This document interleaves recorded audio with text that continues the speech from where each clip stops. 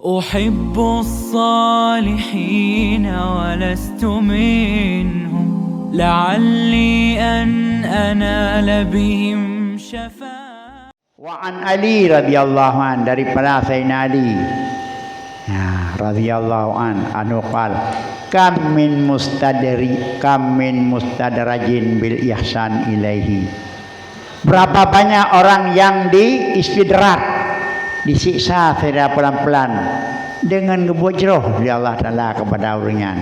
Ipula padi jud itejak tikuh di sep itu bagian. Tejak tikuh di sep. Duk nan hebat aku. Maka yang bebas pun manusia kau. Ilung kai ma doa lu, dat sembahyang nak pupu. Tikuhnya di sep. Hai itu pun yang istidrak Allah menyiksa secara pelan.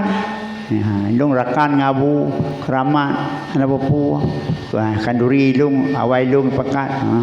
Gena sisa kena kada pupu. Ya bimpun kameng kena tati. Ipikir di kameng ngata galau. Kameng kurang kan sabuduli kan sasi ke pupu.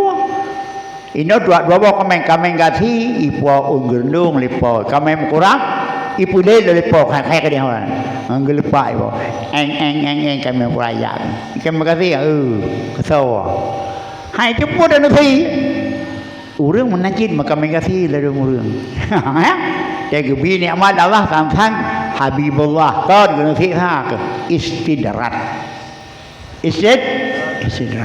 yang keempat.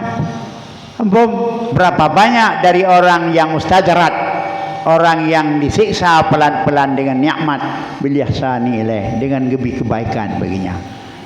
Nya naudzubillah lebih lagi kami kurang apa dia hendak kesir hendak bigurung minta kerok ikam kasih kem lawan kegap ikati kemalain ukibai rok hana itu puas di untuk ayang kena vì đau buồn đó tụi ba mà lớn phươn mà gặp pa để thì các em quát nó nói là thì có bùa mình cha cái này nó coi clip thằng cô bò như cái rồi bà là hết không nàng